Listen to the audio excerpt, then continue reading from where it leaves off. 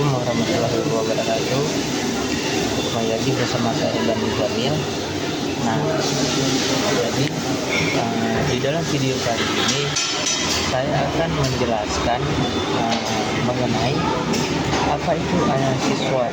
Nah, jadi analisis SWOT itu adalah hal strategis yang digunakan untuk mengevaluasi posisi suatu bisnis. Analisis SWOT adalah metode perencanaan strategis yang digunakan untuk mengevaluasi kekuatan, kelemahan, peluang, dan ancaman yang akan dihadapi oleh suatu organisasi atau proyek. Nah, konsep ini itu diperkenalkan oleh Albert Humphrey pada tahun 1960 dan pada tahun 1970. Dan sejak itu analisis SWOT itu menjadi alat penting dalam pengembangan strategi bisnis. Nah, analisis SWOT adalah metode yang digunakan untuk mengevaluasi posisi suatu organisasi, posisi proyek, dan posisi rencana bisnis atau yang lainnya. Nah, jadi analisis SWOT ini membantu organisasi dalam merumuskan strategi yang efektif dengan cara memahami kondisi internal dan kondisi eksternal mereka. Dengan melakukan analisis SWOT, manajemen dapat mengidentifikasikan dengan melakukan analisis SWOT dengan area perbaikan dan peluang untuk memaksimalkan potensi serta meminimalkan risiko. Nah, jadi analisis SWOT itu juga membantu organisasi untuk memahami posisi mereka di pasar dengan mengevaluasi kekuatan dan kelemahan internal serta peluang dan ancaman eksternalnya. Nah, jadi dengan informasi ini, manajemen dapat merumuskan strategi yang lebih efektif untuk mencapai tujuan bisnis dan mengatasi tantangan yang ada.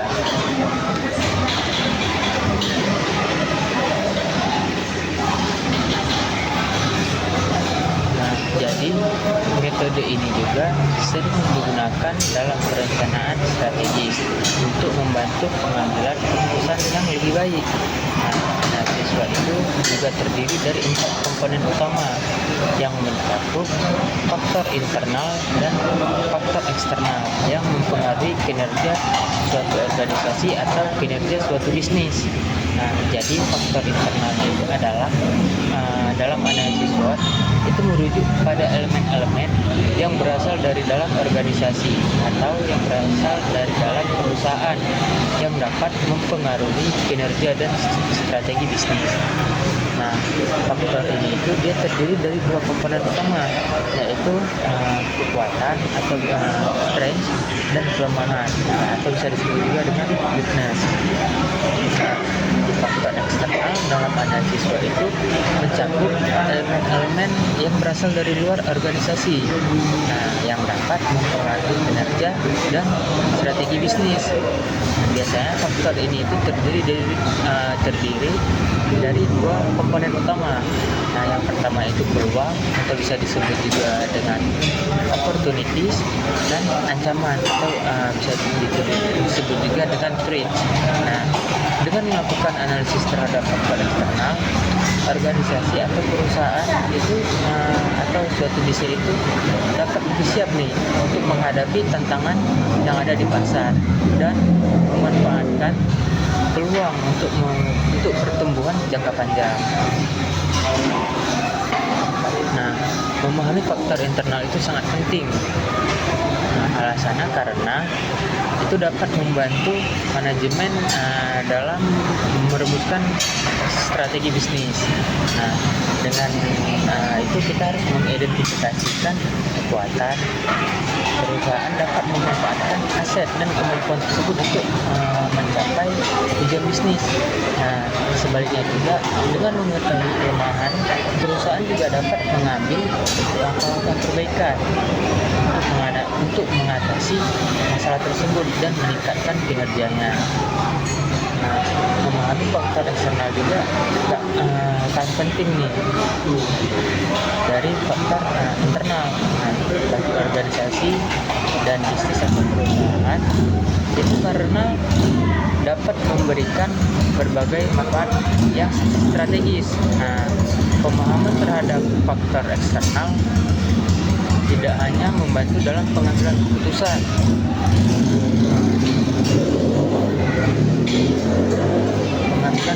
yang lebih baik, tetapi juga memastikan bahwa organisasi dapat beradaptasi dengan cepat terhadap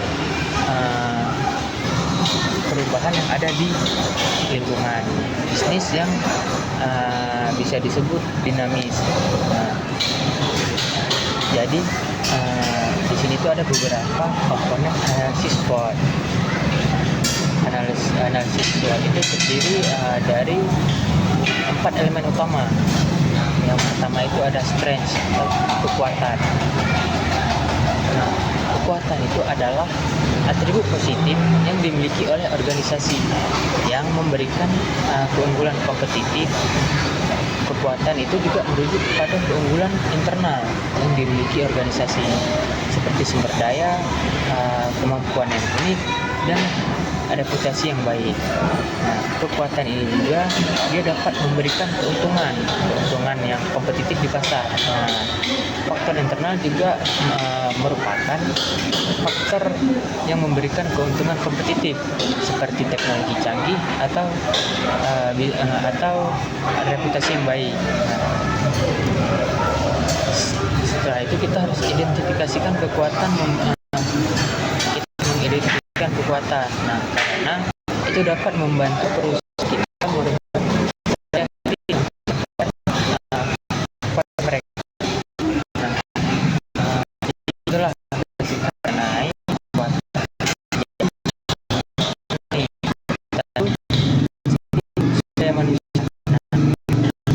sumber manusia, tim pengalaman dan dedikasi dapat meningkatkan inovasi produktivitas memiliki dan terus itu juga dapat memberikan tambahan nih bagi dan layanan terhadap bisnis kita atau terhadap organisasi terhadap perusahaan kita.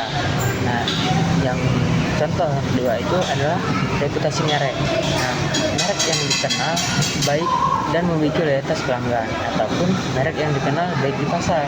Nah, merek yang dikenal baik di pasar itu dapat menarik lebih banyak pelanggan dan meningkatkan loyalitas kita. Juga sering itu dihasilkan dari loyalitas produk. Maka kita meningkatkan reputasi dari produk kita. Terus juga pelayanan pelanggan yang baik dan pengalaman positif sebelumnya.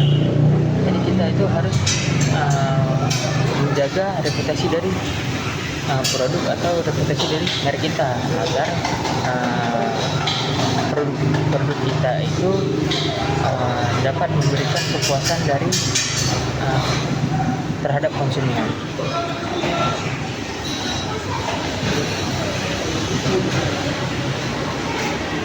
Nah, selanjutnya itu inovasi produk. Nah, inovasi produk ini adalah produk yang unik dan berkualitas tinggi.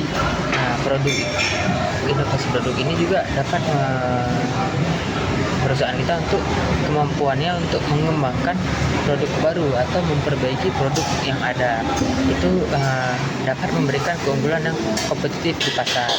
Inovasi juga itu membantu perusahaan untuk tetap relevan dengan kebutuhan konsumen.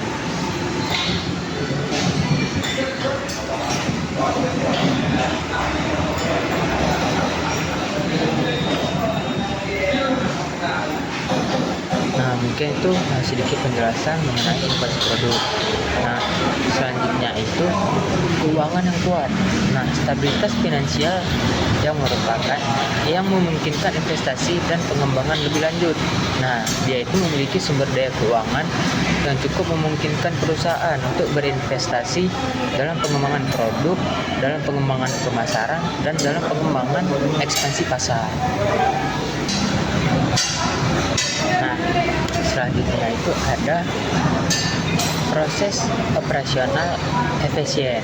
Nah, di proses operasional efisien ini kita harus membuat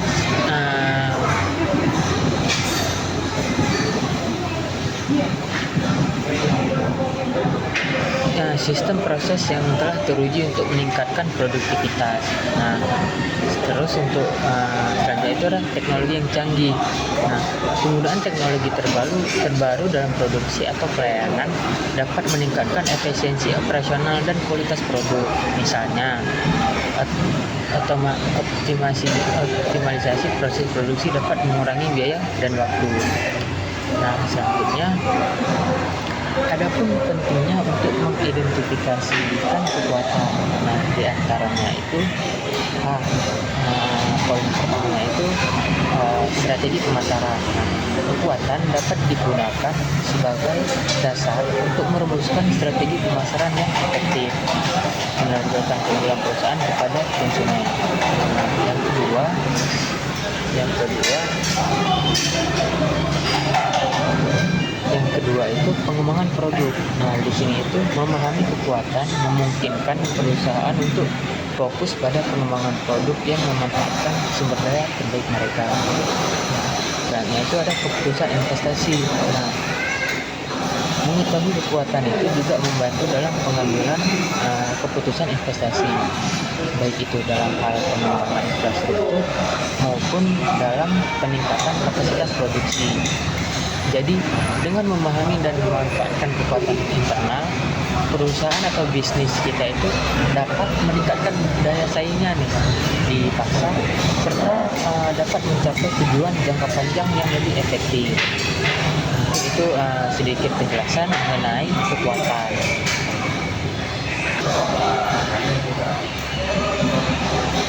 Nah, selanjutnya itu ada weakness atau kelemahan. Aspek negatif internal yang dapat menghambat kinerja organisasi ini itu dia termasuk keterbatasan sumber daya, proses yang tidak efisien atau kurangnya inovasi. Nah, jadi di faktor internal itu yang dapat menghambat kinerja itu seperti keterbatasan keuangan, kurangnya keterampilan, atau masalah manajerial.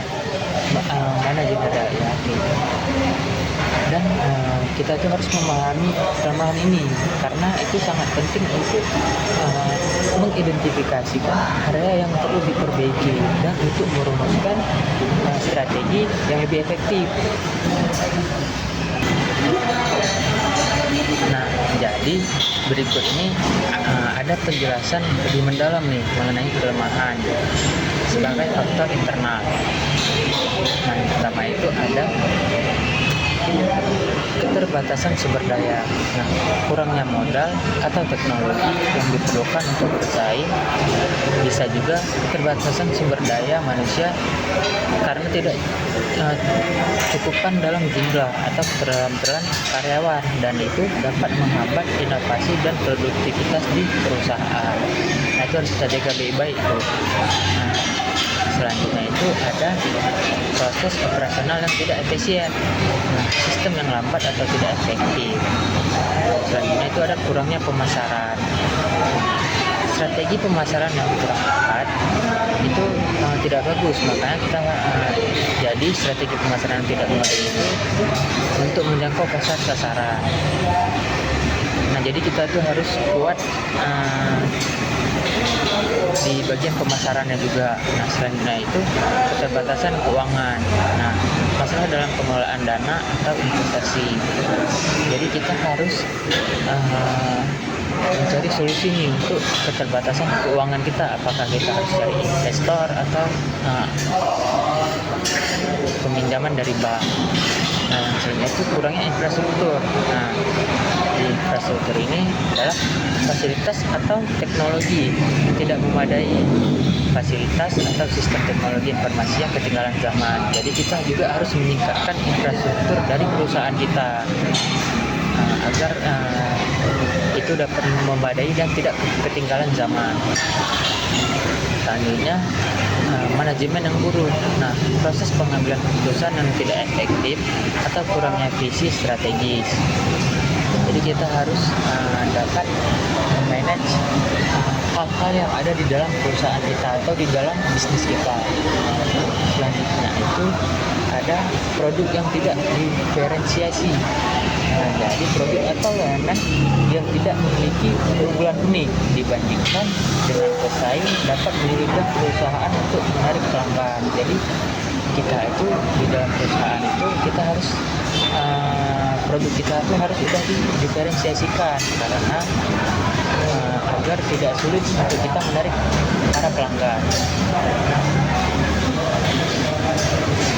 Itu mungkin penjelasan mengenai weakness atau penjelasan mengenai kelemahan.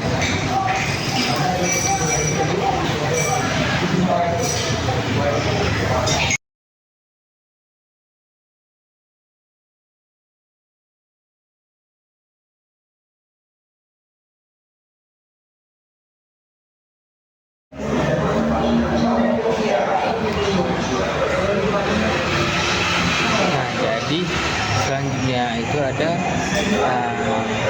opportunities atau bisa disebut juga peluang.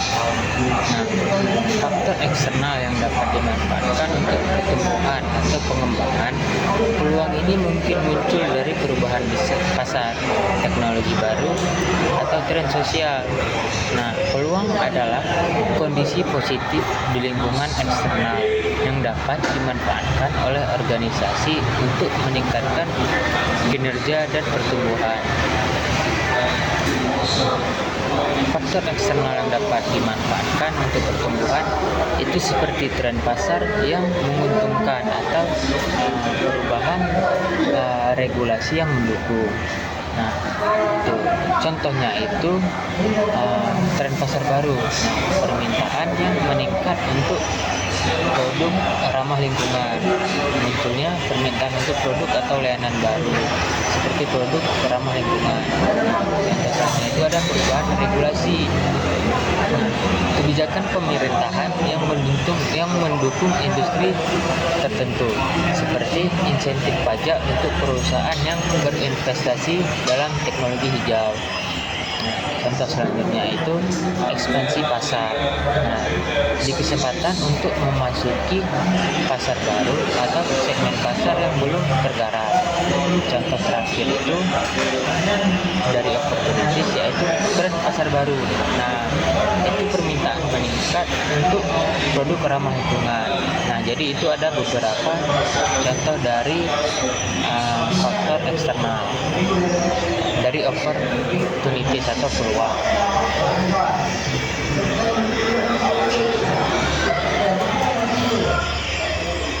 Nah, selanjutnya itu ada threats atau ancaman. Faktor eksternal yang dapat menimbulkan risiko bagi organisasi. Ancaman ini biasanya itu berasal dari persaingan yang meningkat, perubahan regulasi, atau kondisi ekonomi yang tidak stabil. Ancaman adalah kondisi negatif di lingkungan eksternal yang dapat merugikan organisasi. Nah, faktor eksternal yang dapat merugikan organisasi itu seperti persaingan yang meningkat atau perubahan dari kebijakan pemerintah yang tidak menguntungkan. Nah, ancaman sendiri itu adalah faktor eksternal yang dapat merugikan perusahaan. Nah, jadi di sini ada beberapa contoh faktor ancaman. Yang pertama itu ada persaingan yang ketat. Nah, munculnya pesaing baru dengan produk yang serupa. Selanjutnya ada perubahan ekonomi, resesi atau fluktuasi ekonomi yang mempengaruhi daya beli konsumen. Nah, di sini ini saya buat ini ya di warkop. Jadi di sini tuh lagi ada pertandingan sepak bola nih, Liverpool sama Manchester City. Baiklah, kita lanjut aja. Selanjutnya itu ada perubahan teknologi. Nah, itu inovasi teknologi yang dapat membuat produk perusahaan menjadi usaha.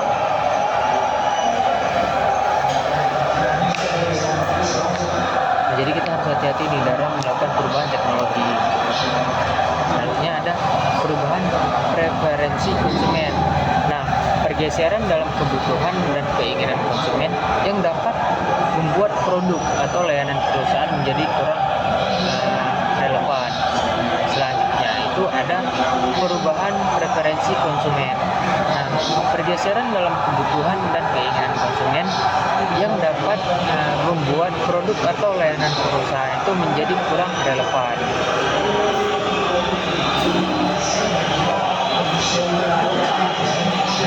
Selanjutnya itu pentingnya memahami faktor internal.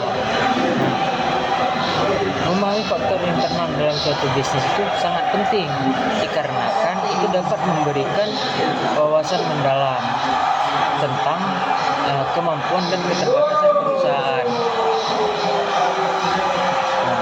Jadi di sini akan saya jelaskan beberapa alasan mengapa pemahaman faktor internal itu sangat krusial. Yang pertama itu pengembangan strategi yang efektif. Nah, memahami kekuatan dan kelemahan internal itu membantu perusahaan merumuskan strategi yang realistis dan efektif. Nah, dengan mengetahui apa yang menjadi keunggulan dan perusahaan dapat memanfaatkan kekuatan tersebut untuk mencapai tujuan bisnis.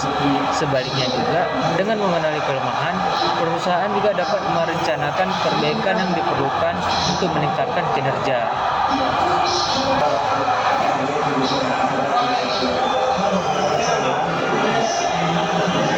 Nah, jadi yang pertama itu pengembangan strategi yang efektif. Nah, di sini itu kita harus memahami kekuatan dan kelemahan internal kita yang agar membantu perusahaan untuk merumuskan strategi yang realistis dan efektif. Nah, dengan mengetahui apa yang akan menjadi keunggulan perusahaan, dapat memanfaatkan kekuatan tersebut untuk mencapai tujuan bisnis. Sebaliknya juga, dengan mengenali kelemahan, perusahaan dapat merencanakan perbaikan yang diperlukan untuk meningkatkan kinerja. Itu yang selanjutnya itu peningkatan kinerja. Nah, kita harus mengidentifikasikan kelemahan karena itu memungkinkan perusahaan untuk fokus pada era yang perlu diperbaiki. Nah, dengan melakukan perbaikan berkelanjutan, perusahaan kita itu dapat meningkatkan efisiensi operasional dan kualitas produk atau kualitas dari layanan. Dan juga itu akan memberikan giliran pada perusahaan kita untuk meningkatkan kepuasan pelanggan dan sebuah daya saing. Jadi selanjutnya itu ada manajemen risiko. Nah, dengan memahami faktor internal dari perusahaan kita akan dapat lebih siap untuk menghadapi risiko yang mungkin muncul. Misalnya, jika sebuah perusahaan menyadari bahwa mereka itu memiliki kelemahan dalam manajemen rantai pasok.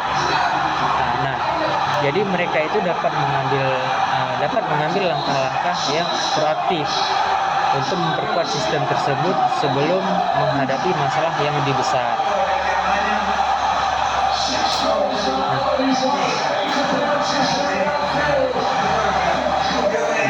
Selanjutnya di poin keempat, di sini ada pengambilan keputusan yang lebih baik. Analisis faktor internal itu memberikan informasi penting bagi manajemen dalam pengambilan keputusan yang strategis.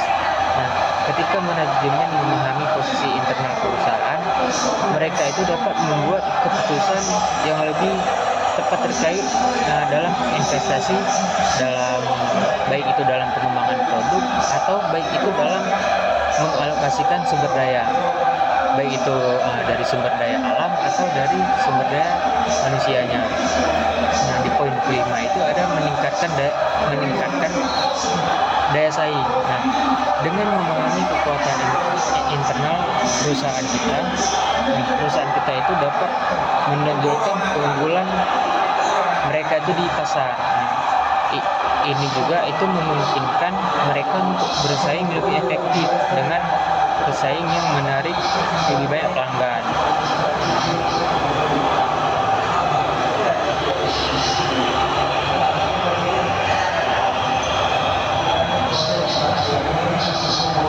Nah, yang poin keenam itu peningkatan komunikasi internal. Nah, di peningkatan komunikasi internal itu proses analisisnya itu yang di faktor internal itu dia sering melibatkan umpan balik dari berbagai departemen dalam organisasi. Bukan hanya organisasi, baik itu di dalam sebuah perusahaan juga, atau dalam sebuah bisnis. Di sini itu dia tidak hanya membantu dalam mengidentifikasikan kekuatan dan kelemahan, tetapi dia juga meningkatkan komunikasi antar tim sehingga menciptakan budaya kerja yang lebih kolaboratif. Selanjutnya itu ada di poin ke-7 itu mengenai fleksibilitas dan adaptabilitas. Di dalam perusahaan yang memahami faktor internal mereka dengan baik itu dapat lebih mudah beradaptasi dengan perusahaan di pasar atau di industri. Mereka dapat menyesuaikan strategi berdasarkan kekuatan dan kelemahan yang teridentifikasi sehingga tetap relevan dalam lingkungan bisnis yang dinamis. Dengan demikian, pemahaman mendalam tentang faktor internal itu memberikan dasar yang kuat bagi perusahaan untuk merumuskan strategi yang efektif dan untuk meningkatkan kinerja dan tetap lebih kompetitif di pasar. Itu adalah kenapa pentingnya kita harus memahami faktor internal. Selanjutnya itu kita masuk ke pentingnya memahami faktor eksternal setelah kita pentingnya memahami faktor internal. Di sini itu memahami faktor eksternal sangat penting bagi organisasi dan bisnis. Karena apa? Karena itu dapat memberikan berbagai manfaat strategis. Memahami faktor eksternal itu sangat penting bagi organisasi baru karena yang pertama itu karena strategi yang adaptif. Pengetahuan tentang faktor eksternal memungkinkan perusahaan untuk mengembangkan rencana strategis yang lebih baik dengan mengantisipasi perubahan dalam pasar dan teknologi. Perusahaan dapat menyesuaikan tujuan dan taktik mereka untuk mencapai keberhasilan jangka panjang. Misalnya, dengan mengidentifikasikan peluang, perusahaan dapat merumuskan strategi untuk memanfaatkan kondisi pasar yang menguntungkan.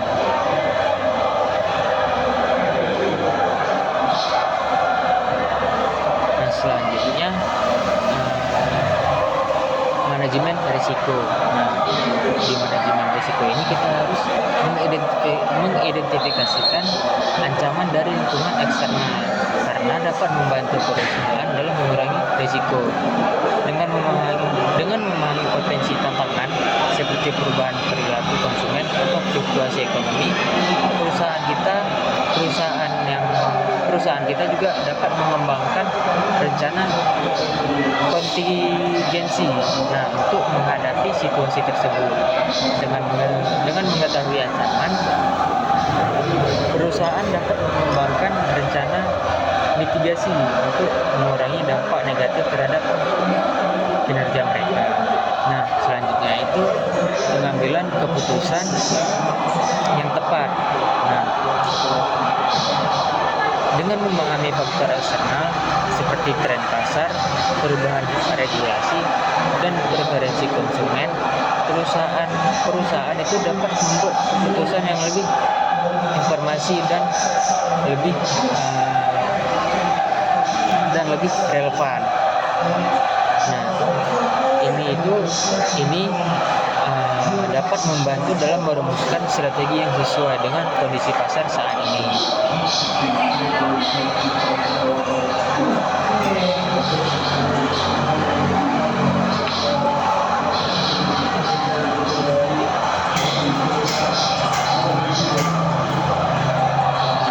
Selanjutnya itu meningkatkan daya saing. Memahami lanskap eksternal itu membantu perusahaan untuk tetap lebih unggul dibandingkan para pesaing.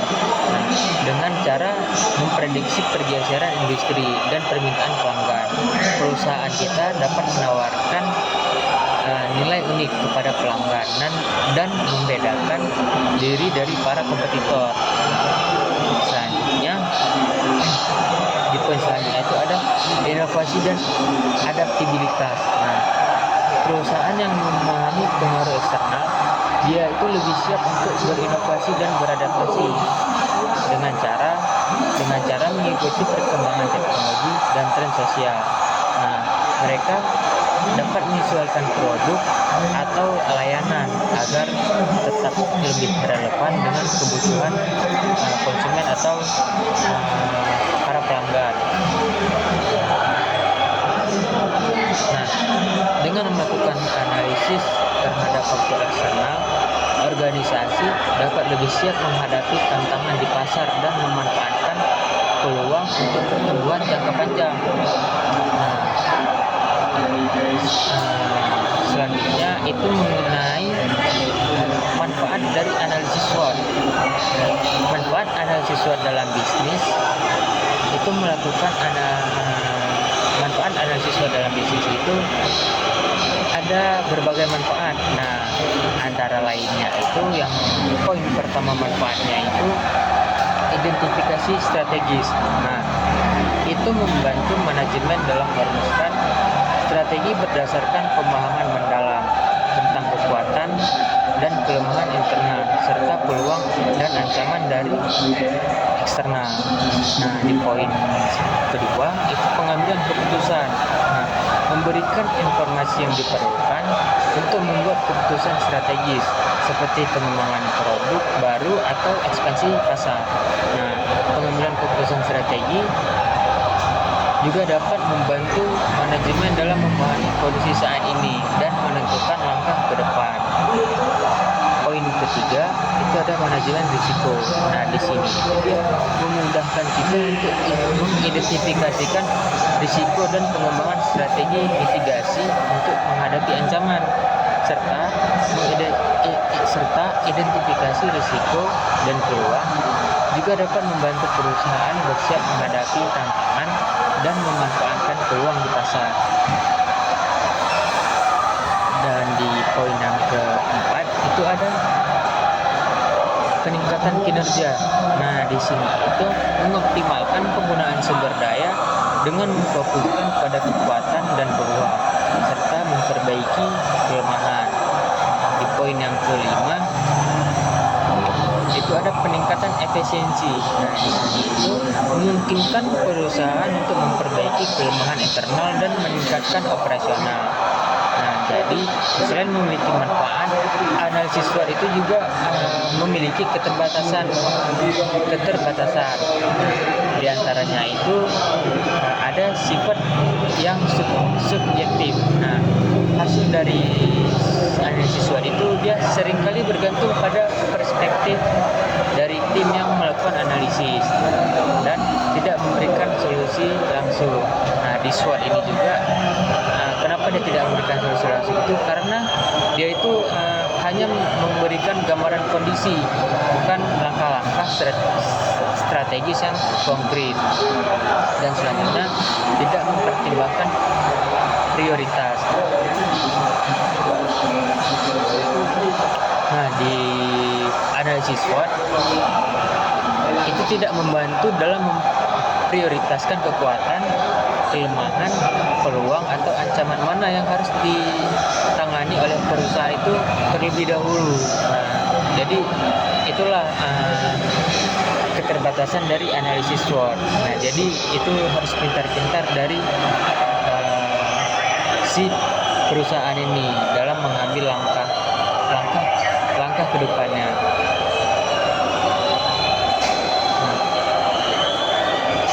Selanjutnya itu ada proses melakukan analisis SWOT. Itu ada beberapa poin. Poin pertama itu identifikasi kekuatan dan kelemahan. Di dalam tim itu dia harus mengumpulkan informasi mengenai faktor internal yang dapat mempengaruhi kinerja organisasi atau kinerja dari perusahaan. Poin kedua, identifikasi peluang dan ancaman. Analisis lingkungan eksternal untuk menemukan faktor-faktor yang dapat dimanfaatkan atau yang berpotensi merugikan. Nah, di poin ketiga itu ada matriks SWOT. Hasil dari analisis SWOT itu biasanya itu akan disajikan dalam format matriks yang membagi keempat elemen tersebut ke dalam 4 kuadran. Dia itu membantu dalam memvisualisasikan hubungan antara kekuatan dan kelemahan dengan peluang dan ancaman. Dan poin keempat itu ada pengambilan keputusan. Berdasarkan hasil analisis, organisasi dapat merumuskan strategi untuk memanfaatkan kekuatan dan peluang, serta juga mengatasi kelemahan dan ancaman. Nah, itu adalah beberapa poin penting dalam melakukan analisis SWOT. Adapun juga waktu yang tepat untuk melakukan analisis SWOT itu ada sebagai berikut nih. Di poin pertama itu saat internal bisnis mengalami perubahan, analisis SWOT menjadi strategi yang membantu dalam penyesuaian komponen internal dalam bisnis jika mengalami sebuah perubahan. Sebuah perubahan tersebut itu biasanya itu dia meliputi pergantian CEO departemen dalam bisnis yang sedang mengalami rekonstruksi sampai perkembangan bisnis yang mengalami peningkatan atau yang mengalami penurunan. Nah, di poin kedua, saat situasi pasar berganti, analisis SWOT juga membantu bisnis agar lebih waspada dan berjaga-jaga saat situasi pasar mengalami pergantian yang menyesuaikan permintaan konsumen, baik saat ini maupun di masa depan. Nah, contohnya itu adalah tren pesaing baru hingga kondisi ekonomi dan politik yang mempengaruhi aturan dalam berbisnis. Di poin ketiga, saat ingin membuat perencanaan bisnis, pastinya bisnis yang baik dan selalu mengalami peningkatan memiliki berbagai perencanaan yang matang dan strategis dengan ide segar dan inisiatif baru. Makanya, sebelum kita membuat perencanaan strategis, kita harus pastikan dulu dalam memahami kondisi bisnis saat ini agar tidak terjadi kesalahan.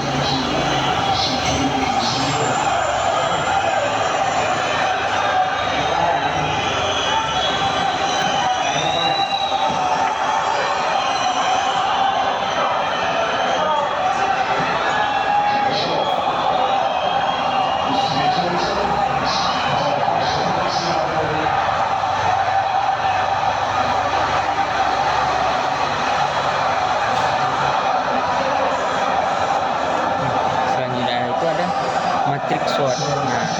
Matriks SWOT adalah sebuah alat analisis strategi yang digunakan untuk mengevaluasi faktor-faktor internal dan faktor eksternal yang mempengaruhi kesuksesan dan pertumbuhan bisnis. Langkah-langkah membuat matriks SWOT itu, yang pertama kita harus tentukan tujuan analisisnya nih.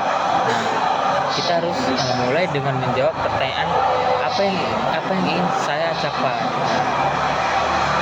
Tujuannya itu agar menjadi dasar pengisian setiap kuadran. Kita harus pastikan juga tujuan dari spesifik. Kita harus pastikan juga tujuan dari perusahaan kita sehingga tujuan tersebut spesifik dan relevan. Misalnya analisis strategi pemasaran produk baru nih. Nah, yang kedua, kumpulkan data pendukung. Nah, kita harus kumpulkan data yang relevan terkait bisnis kita. Contohnya itu data keuangan, tren pasar, umpan balik pelanggan, dan ulasan kompetitor.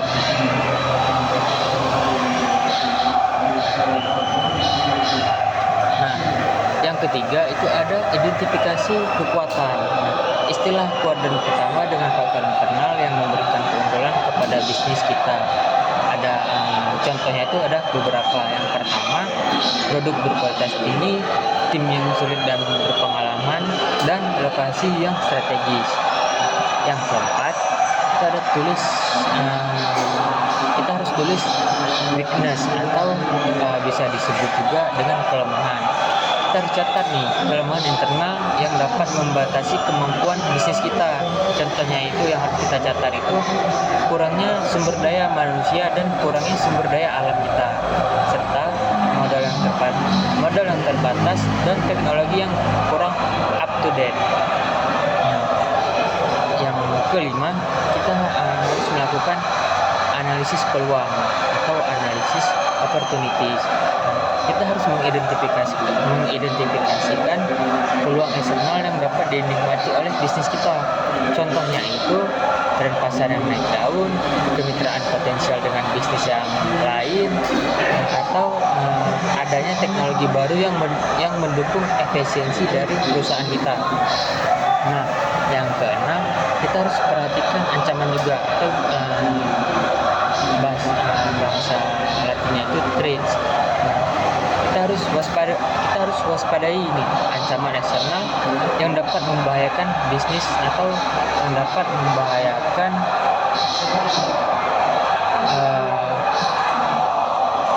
perusahaan kita. Contohnya itu persaingan yang semakin ketat, perubahan kebijakan pemerintah, dan fluktuasi harga dari bahan baku.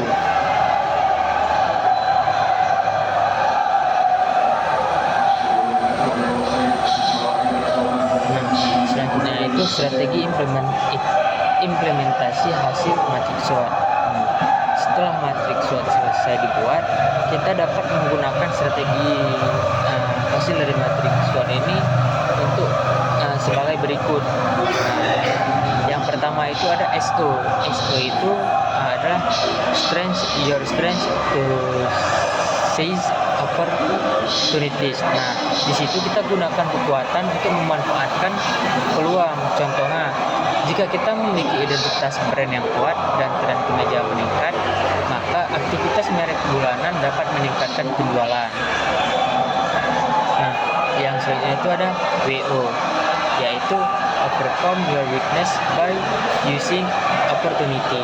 Nah, jadi di sini itu atasi kelemahan dengan memanfaatkan peluang. Contohnya, jika kita memiliki kurangnya jalur distribusi, tetapi hadirnya e-commerce, maka itu dapat memaksimalisasikan penggunaan e-commerce untuk menambah jalur distribusi. Selanjutnya itu ST. Nah, ST itu yaitu use your strength to counteract threats. Nah, artinya itu gunakan kekuatan untuk mengatasi ancaman. Contohnya, jika biaya produksinya rendah dan kualitas produknya baik, namun industri baju bekas thrift shop itu meningkat, maka kita harus pasarkan produk pakaian dengan kualitas yang bagus dan harga yang bersaing.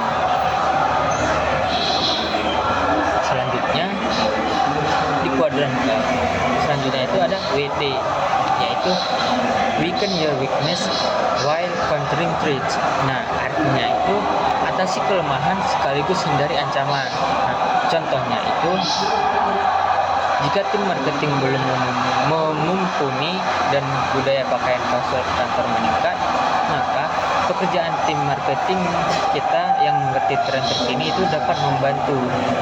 Dengan demikian, matrix SWOT dapat membantu kita dalam mengidentifikasikan faktor-faktor penting yang mempengaruhi bisnis, dan juga dapat merumuskan strategi yang efektif untuk mencapai tujuan bisnis kita. Nah, di dalam matrix SWOT itu juga ada kuadran dan strateginya. Nah, kuadran dalam matrix SWOT itu ada dibagi 4. Nah, di antaranya itu kuadran 1. Nah, jadi kuadran 2, kuadran 3, dan kuadran 4. Itu kayak membuat ini diagram yang biasa kalau di matematika itu ada dibagi 4 ya. Kuadran 1, 2, 3, 4. Dan juga ya di sini ada sedikit tips dalam melakukan analisis SWOT. Nah, yang pertama, kita harus kumpulkan informasi secara spesifik dalam melakukan analisis SWOT. Nah, yang kedua, kita harus melakukan riset dengan mempertimbangkan kompetitor sebelum meluncurkan produk baru dan melakukan analisis SWOT. Yang ketiga, kita harus menganalisis faktor eksternal dengan force faktor eksternal yang menjadi elemen dalam analisis SWOT. Nah, mungkin hanya ini saja yang dapat saya bahas mengenai analisis SWOT. Nah, lebih dan kurang saya juga mohon maaf. Akhirul kalam. Wassalamualaikum warahmatullahi wabarakatuh.